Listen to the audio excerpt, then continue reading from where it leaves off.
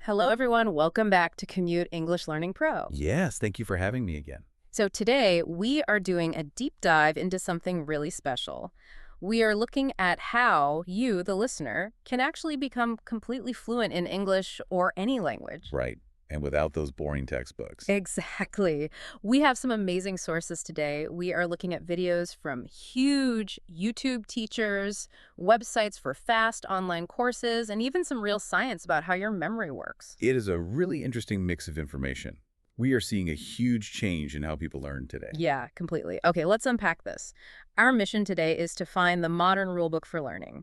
We want to see how internet stars teach millions of people how to make new words stay in your brain forever, and how computer AI is changing the way we practice talking. It really is a totally new world. And the best place to start is to look at how big these online teachers actually are. I mean, the numbers are just crazy. Oh, they are huge. Like, let's talk about Lucy Bella Simpkins. She runs a channel called English with Lucy. Right, I know her. Yeah, she teaches British English, and she doesn't just have a small class. She has over 13 million followers. Wow, 13 million. 13 million, and almost 600 million views. She built a massive business with 15 people working for her. That is just wild. Right. Think about a normal schoolroom with like 30 chairs and a teacher. Yeah. This is so different. It is a digital school for the whole world. But people do not follow her just because they love learning grammar rules. Yeah. There is a bigger reason. They learn because they really need to. Yeah, exactly. That brings us to another person in our sources, Marina Mogilko. She started a company called LinguaTrip, And she started it when she was only 21 years old. which is amazing. But the cool thing is her mindset. She didn't just sit in her bedroom reading a dictionary to be a good student. No, not at all. She used English as a tool.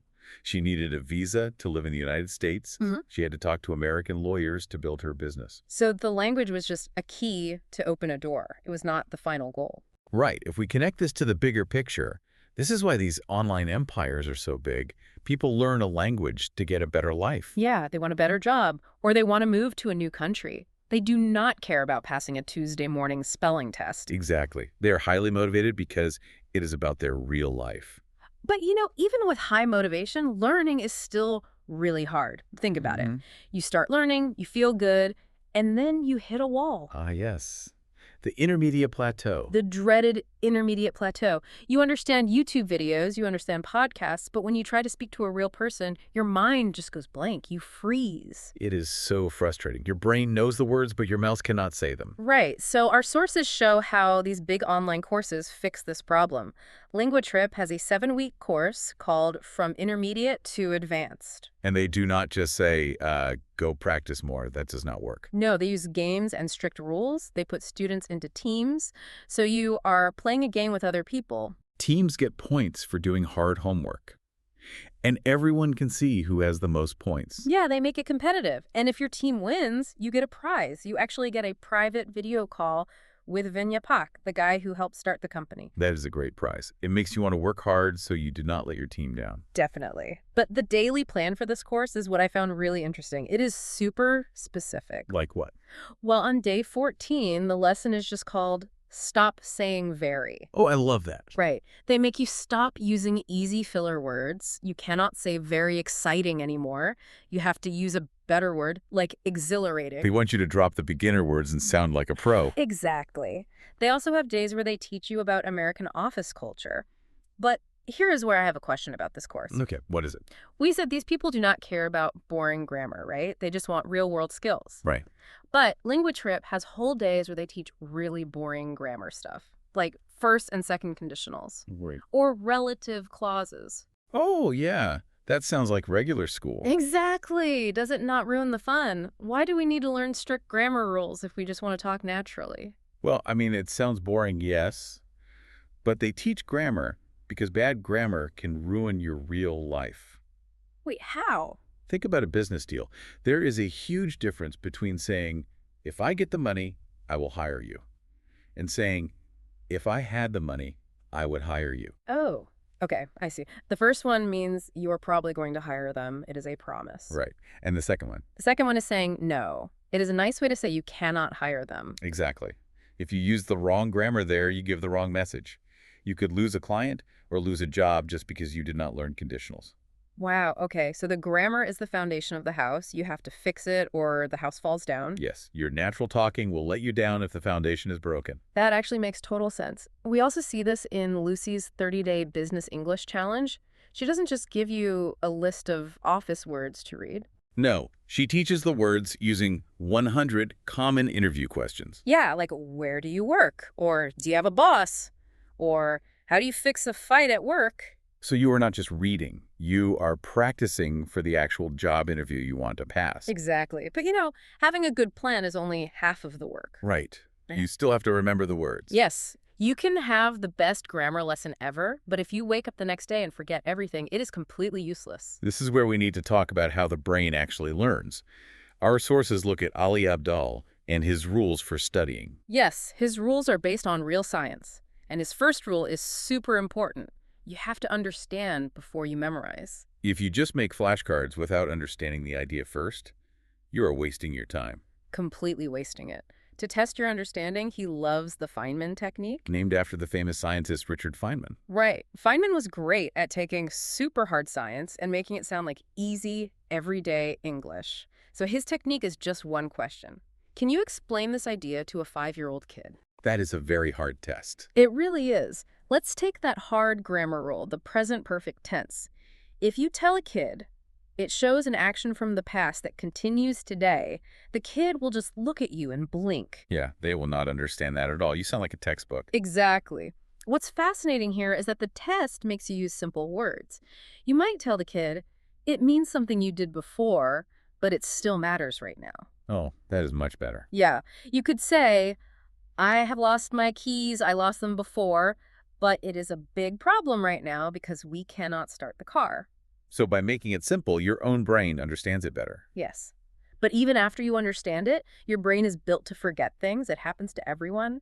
So how do we make the memory stay? Well, we use 2 science tricks, active recall and spaced repetition. Yes. Active recall just means testing yourself. You close the book and try to remember the word. Without looking at the answer. Right. But spaced repetition is the real magic for long-term memory. And our sources talk about a really cool study from 2011. One with the Swahili words, right? Yes. Students were trying to learn words in Swahili. The researchers put them into 4 different groups to see who remembered the most. Group 1 just looked at the words one time. And I'm guessing they failed. They completely failed. So Group 2 looked at a word and then they had to remember it immediately, just once. Look, then test. That is probably a little better, but still not great. Right.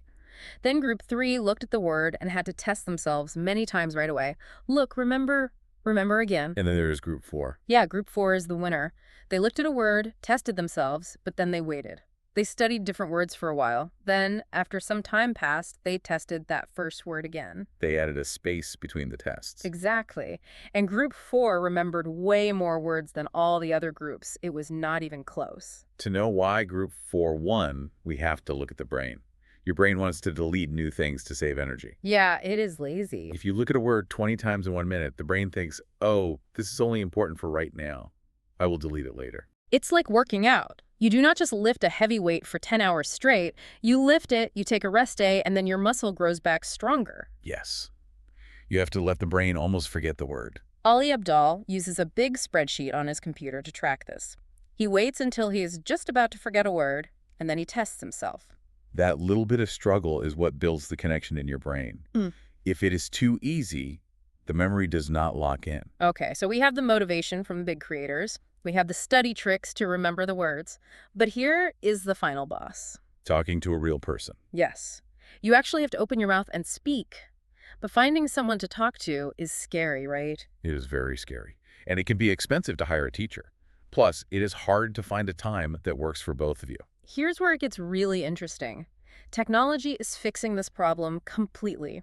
Lucy is using a new phone app called Lengua, which uses artificial intelligence to practice talking. It is not just a simple robot anymore. The AI is super smart and it never gets tired of listening to you. Lucy has 4 specific study plans with this app. Let's walk through them. Plan 1 is the Pocket Book Club. So instead of just reading a book quietly and forgetting it, you actually talk about it. Right. You finish a chapter in English, you open the app, and you explain the story to the AI. You talk about the people in the book and what happened. That is great because you are using the new words you just read in a real conversation. Exactly. Then plan 2 is harder. The daily news debate. You read a news story, like maybe a story about bringing dogs to the office. Okay, I like dogs. Me too. But you tell the AI to take the opposite side and debate you. Oh, wow. So the AI fights with you about the news. Yes. You have to think fast, make good arguments, and use office vocabulary while a computer tries to prove you wrong. That is really good practice for your brain. What is plan 3? Plan 3 is from podcast to spontaneous speaking. You listen to a podcast, tell the AI what it was about, and then the AI acts like a reporter. So it asks you surprise questions. Yes. You cannot plan your answers. You just have to talk naturally like a real interview. That is perfect for getting ready for real life. And finally, plan 4 is just everyday casual chatting. You just say, hey, ask me about my weekend. But you can give the AI special rules. Like what Calder rules? You can say, only use street slang today. Or make sure I practice my hard verbs today. That is amazing. Hmm. And the app can even change its accent. If you are talking about London, it sounds British. If you talk about New York, it sounds American. And while you are talking, it fixes your grammar mistakes on the screen, but it never stops you from talking. It just lets you flow. They also have a call mode. You can just put your phone on the table and talk to the AI while you wash dishes or walk outside. It is so easy. But wait, let me push back here. Sure, go ahead. We learn English to talk to humans, right? To make friends, to do business. Doesn't talking to a computer in your kitchen feel, well, a little sad? Lonely, you mean? Yeah, lonely. Is it really a good trade for a real human friend? This raises an important question. It is normal to worry about feeling lonely, but the AI is not supposed to replace your human friends. It is a training camp for your real life. A training camp. How does that work? When you try to talk to a real person in English, you get really nervous. Your heart beats fast. You're terrified of sounding silly. Oh, yeah, totally. You worry about your accent. You think they are judging your bad grammar. Right, so your brain is panicking, which makes it impossible to remember your vocabulary. So the AI fixes that panic. Yes, the AI removes the fear. A computer will never judge you. You can make 100 mistakes, you can stutter, and the AI will never roll its eyes or laugh at you. Oh, I see. It is a completely safe space. Exactly. You build your confidence with the robot. So later, when you sit down with a real person, you are not scared anymore. You can just focus on making a connection with them. Wow, that totally changes how I see it. It is like practicing baseball in a batting cage before you play in the real game. Yes, the AI takes away the anxiety so your true self can shine through. This has been such a huge and helpful deep dive. We started by seeing how big online teachers use English as a tool for a better life, not just for a test. And we saw how fun games and rules can help you fix your bad grammar habits. Yeah, we learned about the science of the brain. You have to explain things simply to understand them and use spaced repetition so you never forget. And finally, we saw how AI gives you a safe, zero-stress place to practice talking until you are completely confident. So what does this all mean? For you, listening right now on your commute, the biggest lesson is that you can use these rules to learn anything. Music, computer coding, or a new language. Understand the ideas, space out your practice, use tools to stop being scared, and make sure it matters to your real life. Those are the keys to mastering any skill. But I want to leave you with one final kind of crazy thought. Okay, lay on us. We just talked about how smart this AI is. It can debate the news, it can fix our grammar instantly, and it sounds perfectly human. If computers are already this good at talking, how long until we just use AI to do all our talking for us? Wait, really? Like, we won't even try to speak? Maybe. Will learning a language become totally useless? Or, in a future full of perfect robots, will a real, messy human conversation be the most special thing in the world? Wow. That is definitely something to think about while you study today. Thank you so much for joining us, and we will catch you on the next Deep Dive.